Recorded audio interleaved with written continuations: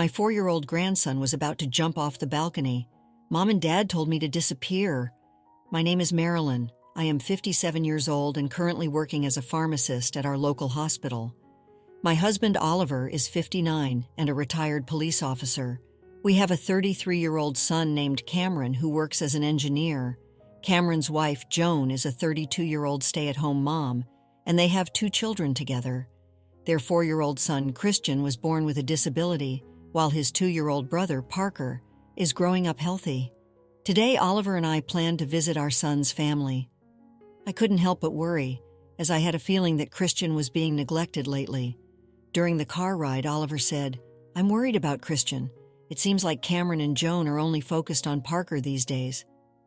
"I agree," I replied. "I want to check on how they're doing too." When we arrived at our son's house, we could hear the sound of a child laughing from inside. It was Parker, playing happily. However, we couldn't hear Christian's voice. Growing worried, I hurried inside. "Christian!" I called out his name. It seemed he wasn't on the first floor. I quickly made my way upstairs, wanting to ensure Christian's safety before even greeting my son and daughter-in-law. That's when I saw a shocking sight. Christian was standing on the balcony railing, about to jump off. I rushed over in an instant to stop him. "Christian, what are you doing? Get down from there, it's dangerous!" I cried. Noticing me, Christian said with tearful eyes, "Mommy and Daddy said they don't need me, that they'd be happier if I was gone." His words left me stunned. I couldn't understand why he would say such a thing. Taking a closer look at Christian's body, I noticed numerous black and blue bruises on his arms and legs. They were clear signs of abuse. "Christian, that's not true at all. Grandma is here now, so don't worry," I tried to reassure him as I hugged him close. Oliver ran over to us on the balcony as he grasped the situation. His face also darkened with anger and sadness. "Marilyn, let's get Christian inside the house for now," he said. We brought Christian back inside and entered the living room. We saw Joan playing with Parker. She looked surprised to see us. "Mom, Dad, what's going on? Why are you here all of a sudden?" Joan asked in a flustered tone. "Christian was about to jump off the balcony," I replied angrily, not hiding my fury. "There are signs of abuse on his body. What is the meaning of this?" Joan suddenly burst into tears. "I'm so sorry. I couldn't stop it. Cameron has been ignoring Christian and only doting on Parker. He said that since Christian has a disability, the financial burden of caring for him is too much." Her words only fueled my rage. "That's no excuse to abuse Christian." Just then, the living room door opened and Cameron walked in. Seeing our furious expressions, he seemed to immediately realize what was happening. "What do you think you're doing?" Cameron said coldly. "This is my house. It's up to me how I raise Christian." "Christian is your son," I raised my voice. "As a mother, I can't forgive you for neglecting and abusing him." With an expressionless face, Cameron said, "Christian's disability is putting a strain on our lives. We have no choice if we want to protect Parker." I was appalled by Cameron's heartless words. "Don't forget that Christian is your son too. He deserves to be loved." But Cameron refused to listen. For Parker's sake, sacrificing Christian can't be helped. With tears in her eyes, Joan said in a trembling voice, "I'm sorry. I should have spoken up more strongly, but Cameron is just so stubborn." Breaking his silence, Oliver said, "We can't leave things like this, Marilyn. Let's take Christian and leave for now. We need to take appropriate measures to protect him." I nodded and hugged Christian close. "It's okay, Christian. Grandma and Grandpa will protect you." Though still frightened, Christian slowly began to calm down in our arms. With Christian in tow, we left the house and returned to our own home. Once home, I sat Christian down on the living room couch and examined his body again. The many black and blue bruises on his arms and legs pained my heart. "As long as you're here, Christian, you're safe. Don't worry about a thing." Oliver began preparing to contact a lawyer. "We need to resolve this situation legally to protect Christian. We must take appropriate action against Cameron and Joan." "I agree," I said.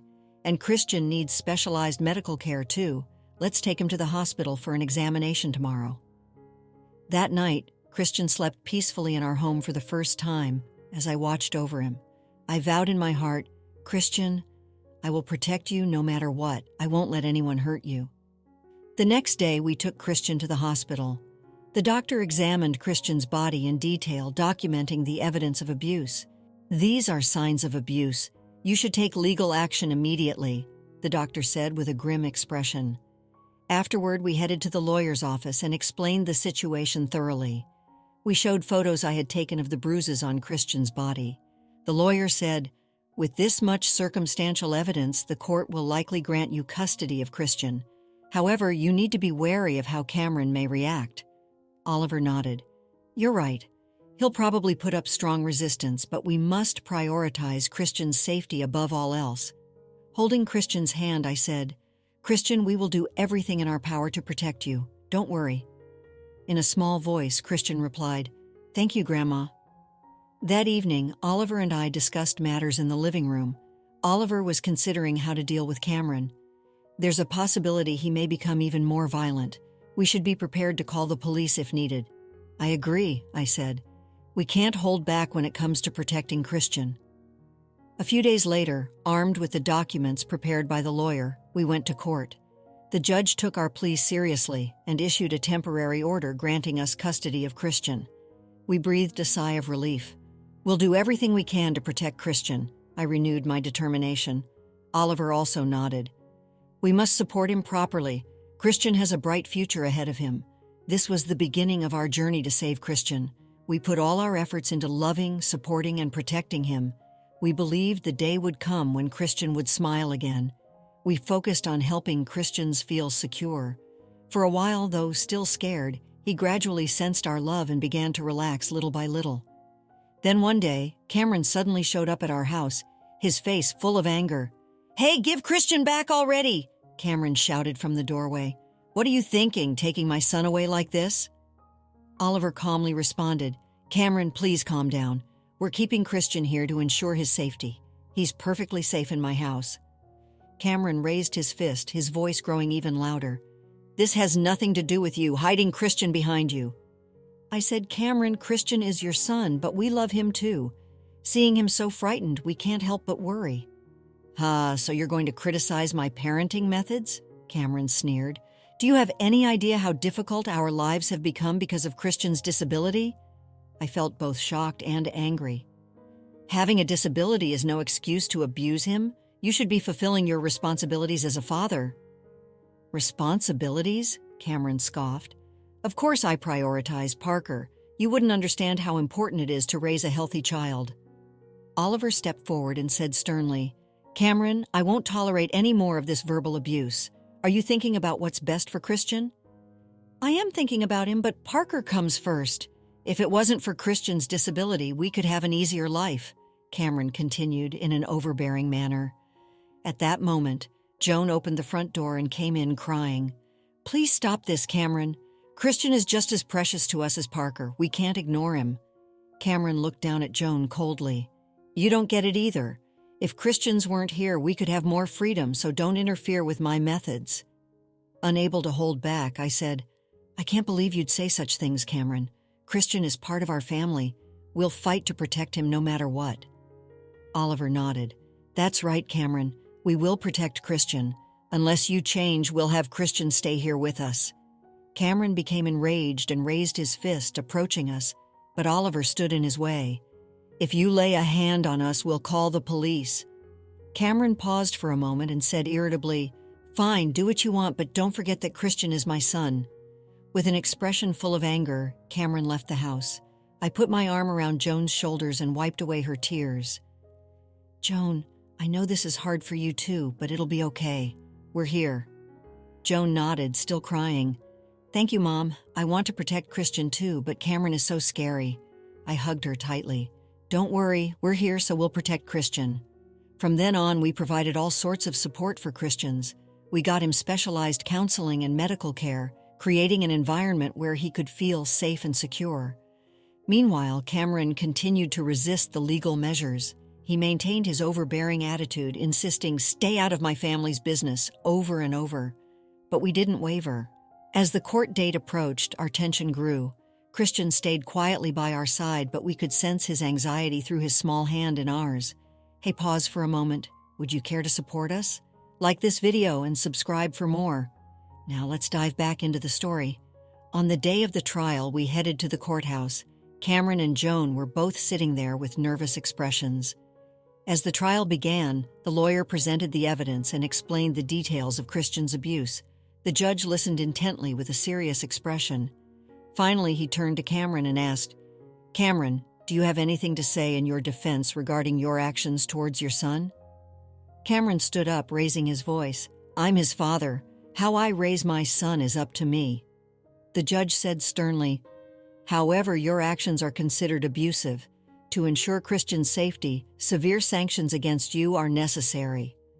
At that moment, for the first time, a crushed look appeared on Cameron's face. Unable to retort, he could only sit back down. Joan also had tears in her eyes, but she just cried quietly. The judge handed down the verdict. "I grant continued custody of Christian to Oliver and Marilyn. Cameron and Joan are only permitted supervised visitation. Additionally, Cameron is mandated to attend counseling for domestic violence." We breathed a sigh of relief and hugged Christian tightly. "Christian, you can feel safe now. You don't have to be scared anymore." In a small voice, Christian said, "Thank you, Grandma," as he buried his face in my chest. After the trial ended, we returned home. Oliver and I felt a sense of satisfaction, having done everything we could to protect Christian. We vowed to continue supporting and loving him. Our lives, including Christian's, gradually regained peace. Christian also slowly regained his composure, and we began to see his smile again. A warm atmosphere flowed through our home, becoming a place where the whole family could feel safe and secure. One morning, I took Christian for a walk in the park. The spring weather felt pleasant, and Christian happily looked around at the scenery. "Grandma, look, there's a big dog over there," Christian shouted, pointing. "You're right, Christian," I replied with a smile. "That dog seems very lively." We played in the park for a while, enjoying our time in nature. Every time I saw Christian smile, my heart felt warm.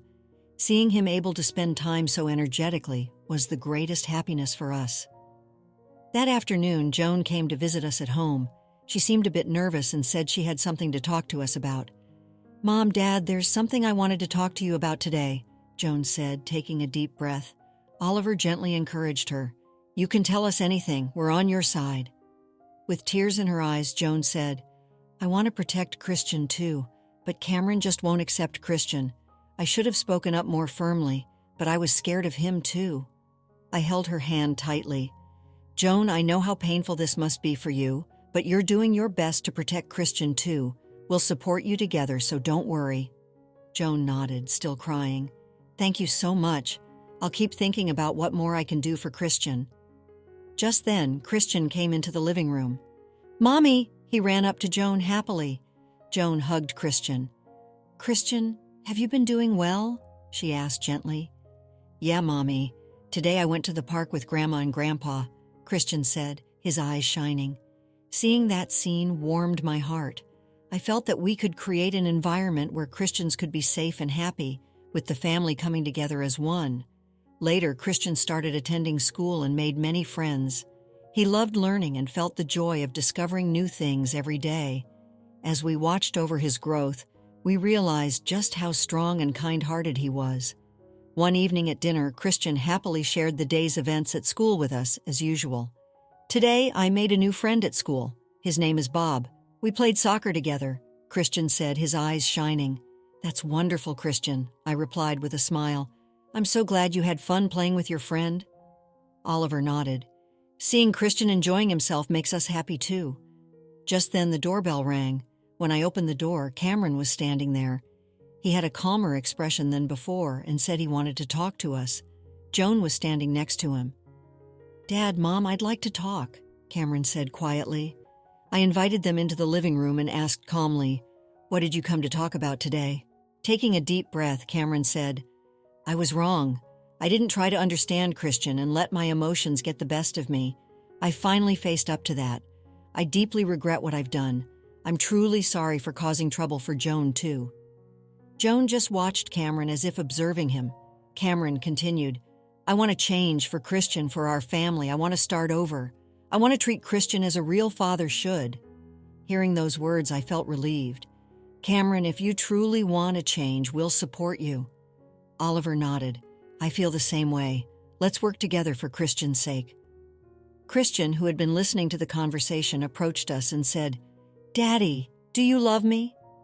With tears in his eyes, Cameron hugged Christian. "Of course, Christian, you're my precious son.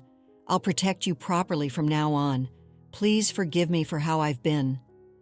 In that moment, our family became united, with Cameron showing his determination to truly change, to love and support Christian from the bottom of his heart. Our family regained peace once more. From then on, Cameron cherished his time with Christian. He played with Christian, helped him study, and put all his effort into fulfilling his responsibilities as a father. Joan also continued working to deepen the bonds of our family. Christian's younger brother, Parker, seemed happy to have his days of playing with his older brother back too.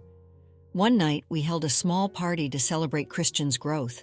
Of course, we invited Cameron, Joan, and Parker. "Christian, you're truly an amazing kid," Cameron said, deeply moved. "I'm so happy to be able to watch you grow." Christian said shyly, "Thank you, Daddy. I love all of you so much."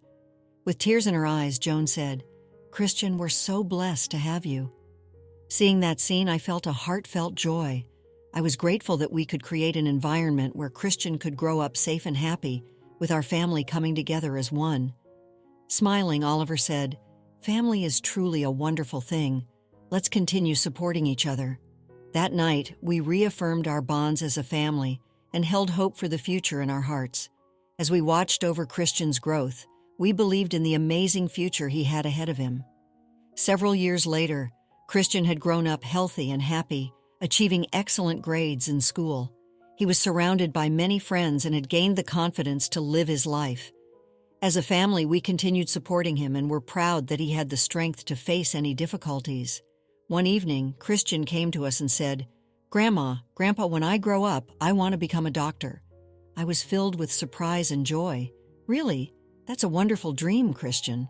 With a serious expression, Christian continued, "Yeah, I want to help people too. I want to protect someone just like you and Grandpa do." Moved, Oliver said, "Christian, cherish that dream and keep working hard. We'll always be cheering you on."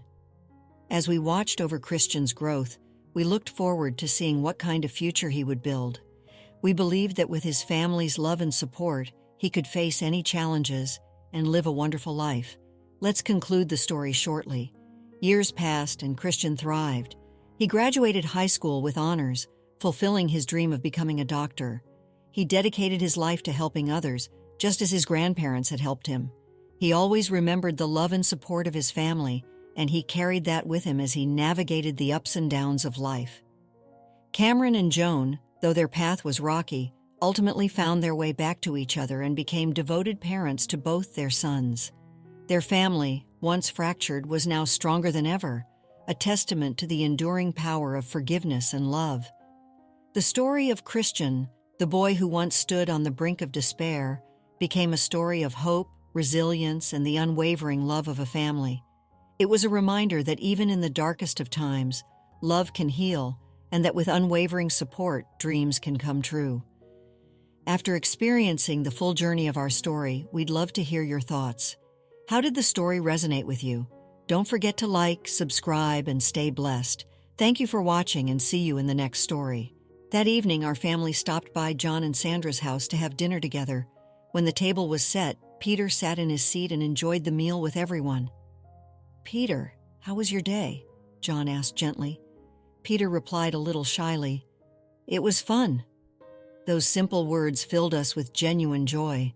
His recovery was a beacon of hope for all of us. "Let's keep having fun times like this together," I said, looking around at everyone. Henry nodded vigorously. "Yeah, there's nothing more important than every one of us being happy." That night, before we left for home, John approached us again. "Michelle, Henry, thank you so much. If it weren't for you, I'd still be walking down the wrong path." Henry smiled and said, "What matters is what's ahead, John. We'll always be here to support you." John said gratefully, "Thank you. I'm truly grateful. From now on, I'll do everything I can to make sure our whole family is happy." That night, after we got home, we fell into a peaceful sleep, just like John and Sandra. Our family vowed to continue living happily, supporting and loving each other. Let's conclude the story shortly. The warmth of family love and forgiveness had filled John and Sandra's home. Peter, no longer hidden away, blossomed under the care and affection of his family. He learned to communicate, his laughter echoing through the house, a testament to the power of love and acceptance. Andrew and Joyce became inseparable, their bond strengthened by the shared experience of welcoming Peter into their lives. As for Michelle and Henry, they continued to cherish their own family, their hearts filled with gratitude for the strength of their bond.